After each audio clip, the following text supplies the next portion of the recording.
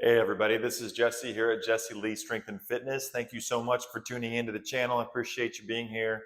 Um, Today is Sunday, and typically on a Sunday, if you followed me at all, you would know that we typically do a sacred Sunday lift in the gym where we'll come out around 10 o'clock in the morning. We'll do hip thrust and a circuit, hip thrust being the main lift, and then a circuit of things like chin-ups, dumbbell bench press, and some split squats.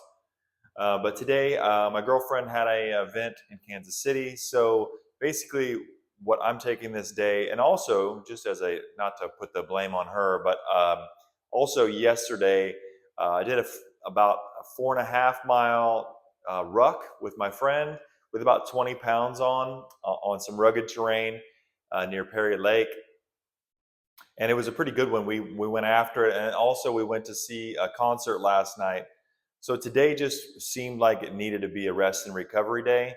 So I'm just emphasizing that yes, I'm really wanting to reach my goals, but periodically you just have to kind of listen to your body and take a rest.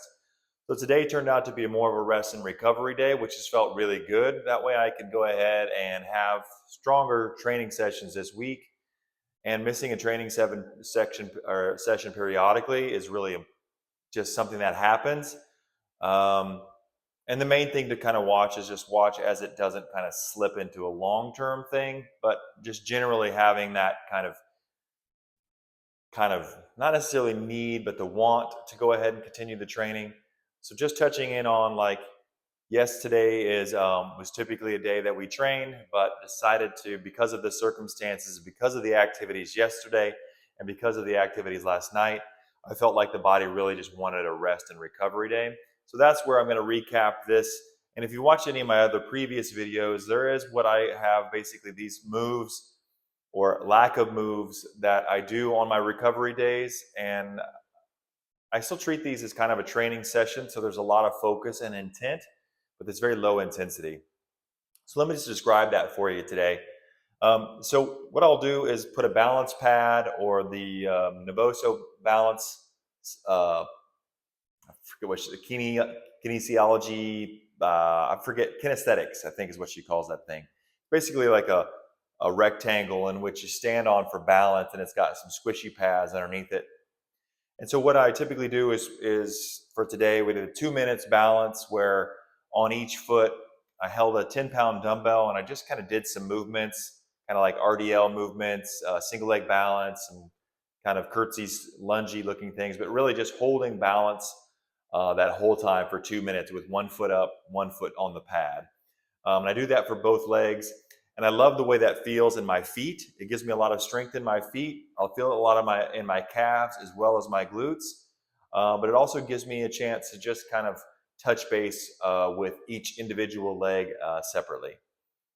And it's really low impact. I'm not trying to do anything too strenuous. You do get a pump, but you're really just kind of balancing for about 2 minutes. The next one are going to be hang. So I did a chin up hang. Basically, I call this a chin up hang, so palms facing the face. And I did that for about a minute. And that's just a purely dead hang. It feels great on the shoulders, the neck, the upper back. And it's really just kind of decompression for the spine.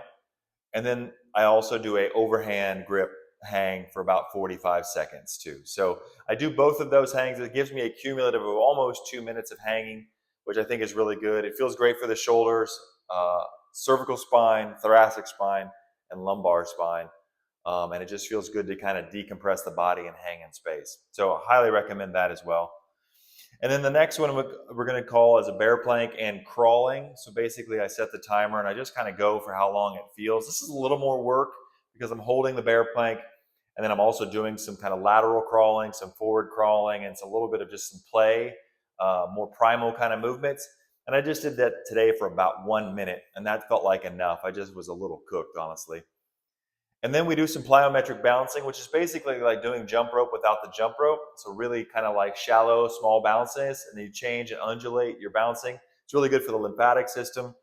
So I did that for 2 minutes, and I highly recommend that one. If you ever want to just change your mood, do that for a couple of minutes. And then what we do is we just wedge our butt against the wall and sit with our feet up against the wall, with our back against the ground, feet up the wall. And I did that for 8 minutes. And I'm doing all of this while I put on basically some megahertz, so some really kind of droning music just to kind of zone out and really relax. Today is all about rest and recovery, and we'll be able to make up those strength training sessions on down the line. Remember, training is long. It's not necessarily a sprint. I mean, obviously, if you have an event that you're shooting for and you've got a timeline, you can definitely kind of take that into account. But training is a lifelong process. So if you miss a session, that's okay. Honestly, rest is probably the more important thing to do on those days. So certainly if you're on the fence about training and you're just physically and psychologically needing a rest, take it. Now, watch that as it slides into apathy and things where you're missing training days for over a period or weeks of time. Obviously that's going to be something to kind of take an eye on. But we take these recovery days to avoid overtraining and making sure that we're physically and psychologically still doing pretty well, especially if you had a big push the day before. There's no need to really go out and kill it again today. So that was the need for this. So this is a rest day, and I'll get my 2 lifts in this next week, and we'll just kind of see how the training week goes. It is starting to get cold, so those runs might be a little bit different, and it might switch to rucking sooner rather than later. So we'll just kind of keep that going. Thank you so much for watching. Please like, subscribe, and share, and I hope you're getting something from these.